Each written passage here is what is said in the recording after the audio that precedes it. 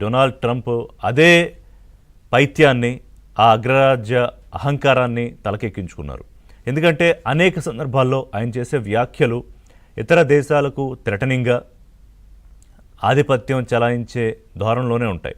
సరే, చిన్న చిన్న దేశాలు, వెనజువలా లాంటి దేశాలు ఈయనకి నచ్చని పనులు వాళ్ళు చేయడము, అక్కడ అధ్యక్ష పీఠాలు మార్చేయాలనుకోవడము, తీసుకొచ్చి ఒక ఆపరేషన్ చేసి అరెస్ట్ చేసి కిడ్నాప్ చేసి తీసుకెళ్ళిపోవడం, మధురో లాంటి అధ్యక్షుల్ని ఇప్పుడే హెడ్లైన్లో మనం చదివినట్టు నేను ఇప్పటికే ఆ దేశ అధ్యక్షుడినే అని ఆయన చెప్పుకుంటున్నారు. కానీ పూర్తిగా అమెరికా ఆధిపత్యంలోనే వెళ్ళిపోయింది ఆ దేశం. ఇంకా అదే త్రోవలో మిగతా దేశాలు కూడా ఉన్నాయి. అంటే ఆయనకి నచ్చితే ఆ దేశాలు దేశాలుగా ఉంటాయి, లేకపోతే గ్రీన్లాండ్ అయినా నాకు కావాలి, ఇంకోటైనా నాకు కావాలి అంటారు. అంటే అమెరికా స్వార్థం తప్ప ఇక ఏ అంశము డొనాల్డ్ ట్రంప్కి పట్టదు. ఎక్కడ ఖనిజాలుంటే, ఎక్కడ ఎక్కువగా ఆయనకి లాభం వచ్చే వ్యాపారం జరిగితే వాళ్ళు ఆ దేశానికి అన్ని రకాలుగా అనుకూలంగా ఉండాలి. లేదంటే టారిఫులతో భయపెడతా ఉన్నారు, భయపెట్టారు కూడా. ఒక దశలో 200, 240, 250% టారిఫులు వేస్తామని చైనాను భయపెట్టి తర్వాత దాన్ని తగ్గించుకున్నారు. కానీ భారత్ మీద రష్యాతో చమురు కొనుగోళ్లు మీరు కనుక తగ్గించకపోతే టారిఫ్లు ఇంకా పెంచుతాము. ఇప్పటికే ఆ ఆంక్షల నేపథ్యంలో కొంత చమురు దిగుమతులు తగ్గించుకున్నాం మనం రష్యాతో, ఇంకా తగ్గాలి. అసలు మొత్తానికి ఏంటంటే మనకి రష్యాకి ఏ ట్రేడు జరగకూడదు, ముఖ్యంగా ఆయిల్ ట్రేడ్ అసలు జరగకూడదు. అమెరికా మాత్రం వ్యాపారాలు చేయొచ్చు రష్యాతో. ఇది ట్రంప్ ధోరణి. సరే, ఆయనేదో అగ్రరాజ్యం, ఆయనేదో అక్కడేదో చేసుకుంటున్నాడు అంటే నో, ఆయన ప్రతిసారి భారత్ అంతర్గత వ్యవహారాల్లో వేలు పెట్టడానికి ప్రయత్నం చేస్తారు. గతంలో పీఓకే విషయంలో నేను మధ్యవర్తిత్వం వహిస్తానన్నారు అనేకసార్లు. అన్నిటికన్నా మించి భారత్ పాక్ యుద్ధాన్ని నేనే ఆపాను, అది కూడా ఎలాగా మంచి మాటలు చెప్పి శాంతి వచనాలు చెప్పి ఎదురు కొట్టుకుంటే ఏమొస్తుందని కాదు, మీ మీద సుంకాలు వేస్తాను, టారిఫ్లు వేస్తాను అని భయపెడితే మనం యుద్ధం ఆపేసాం అనే విధంగా అర్థం వచ్చేలాగా ఆయన, అర్థం వచ్చేలా ఉంది నేరుగానే ఒక 30-40 సార్లు పైనే అని ఉంటారు ఈసారి ఇప్పటికీ.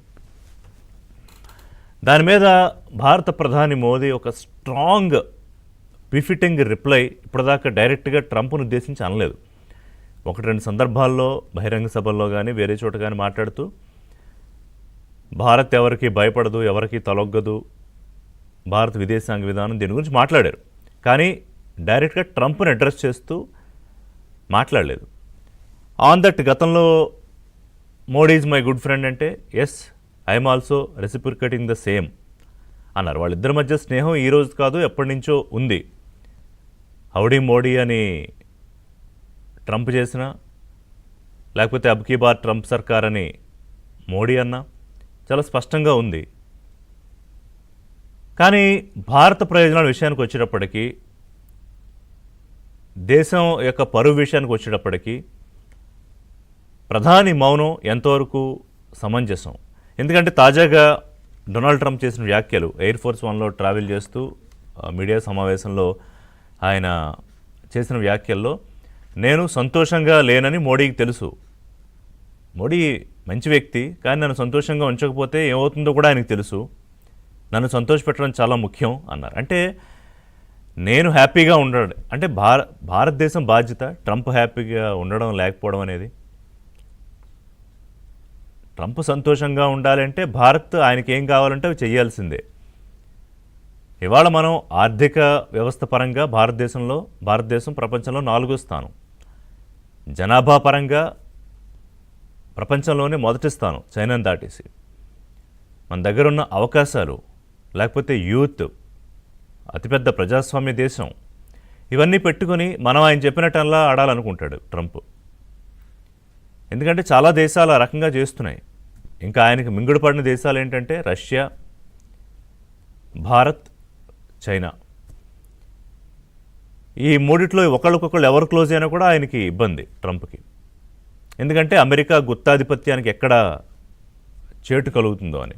చిన్న చిన్న దేశాలంటే పాపం భయంతోనో ఇంకోటో ఉల్లంఘిపోతాయి. ఇప్పుడు మనం కూడా ఆంక్షలు, ఇప్పుడు ఇరాన్ నుంచి ఆయిల్ కొనొద్దు, ఓకే, ఆంక్షలు అంటే మానేసాం. ఇంతకుముందు వెనిజువాలా ఇప్పుడు ఎవరైతే అధ్యక్షుడు మధురో అరెస్ట్ అయ్యాడో, కిడ్నాప్ అయ్యి, అక్కడ నుంచి మనకు చాలా ఎక్కువ స్థాయిలో దిగుమతులు జరిగేవి, ఆయిల్ దిగుమతులు, అవి కూడా క్రమేణా తగ్గించేసుకున్నాం. ఇప్పుడు రష్యా ఎప్పటి నుంచో మనకి మిత్రదేశం.